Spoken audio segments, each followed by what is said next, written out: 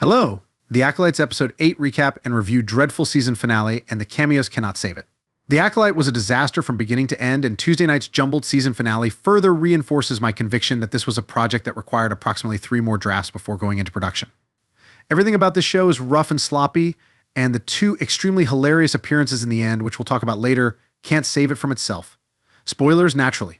I suppose it's not surprising that Osha goes to the dark side in this episode, and May joins the beneficial folks after losing her memory. After all, Osha was wearing black at this point, while May was dressed entirely in white. How subtle. However, because the Acolyte is so moody and edgy, it is difficult to identify who the beneficial folks and evil characters are. Star Wars for grown-ups. Or whatever. Let's be honest, breaking expectations and deconstructing the Jedi is so 2017. The Acolyte appears hellbent on putting the Jedi in the worst possible light, and I may be willing to forgive this if it were only the cover-up at the end when Vernestra oddly blames all of the killings on Saul when she appears before the Senate panel. But this show really wants us to believe that what the Jedi did to Bryndock was a heinous crime. Whereas I agree with Saul, he was trying to protect children from what appeared to be a terrifying dark side witch cult. Vernestra Saul. Of course, when Osha and May confront Saul after he does a little lightsaber ballet with the stranger, they don't bother asking for his side of the story, and he doesn't bother telling them anything other than I did the right thing. I was trying to protect you. I imagine there wasn't enough space in the screenplay for Osha to ask why for him to respond. Well, she turned into a freaky smoke monster and started to evaporate your sister, so I did what anyone would do and acted in self-defense. I will admit that I was astonished when Osha Force choked Saul to death Vader style, but it was so out of left field that it came off as really silly rather than terrifying. I was probably already upset when Sith and May exchanged a banter straight from Return of the Jedi. Forbes Daily join over 1 million Forbes Daily members and receive our best stories, exclusive reporting, and key analysis of the day's news sent to your inbox every weekday. Feel your anger Cameo ads, sounding far less frightening and terrifying than Palpatine. This is what's causing you agony. Strike him down, and your journey will be completed, compared to the return of the Jedi. The hate is swelling within you now, the Emperor tells Luke. Take your Jedi weapon. Use it. I'm unarmed, strike me down with it. Give in to your rage. The issue with all of this is not just how derivative it is, though that accounts for a significant portion of what I dislike, but how poorly it is performed. Disney and the show's creators promised something new, different, and unique.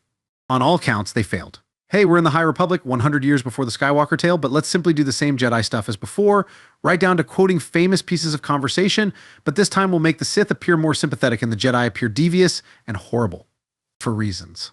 At this point, Vernestra is a genuine villain. Everyone predicted that she was the Sith's Jedi Master last week, and they were correct. She senses him in Bryndock, and he quickly puts on his helmet that blocks mind control.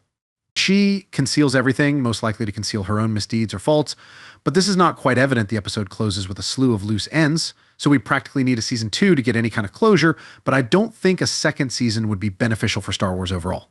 In any case, she brings her concerns to this fuzzy fella, and I can't wait for Leslie Headland and her team to deconstruct Yoda once more. Star Wars needs more corrupt Yoda who helps cover up Jedi misdeeds and falsely accuses deceased Jedi Masters. Fun. Yoda the Acolyte. The other notable cameo is, I believe, Kimir's own master, Darth Plagueis, the Sith Master, who will later instruct Darth Sidious or the Emperor. If my colleague Paul Tassi is correct, we're very probably getting closer to Anakin's origin tale, which Sidious produced using the Force in the same way as Osha and May did. I expected to see him again in the conclusion, but that's when Yoda appeared. We also have this look at members of the Senate. If we have season 2 and this plot leads to understanding Anakin's origins, I'll be very annoyed.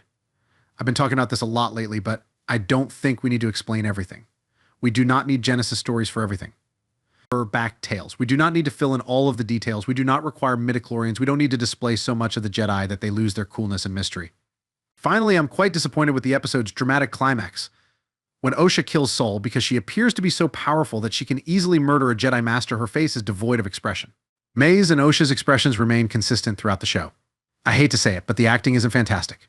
At this time, we needed her to be filled with rage. We needed her to rage, to pour her anger all over the ground, to transform into hate itself, disastrous and wild. Instead, she appears to be concentrating, albeit not particularly hard.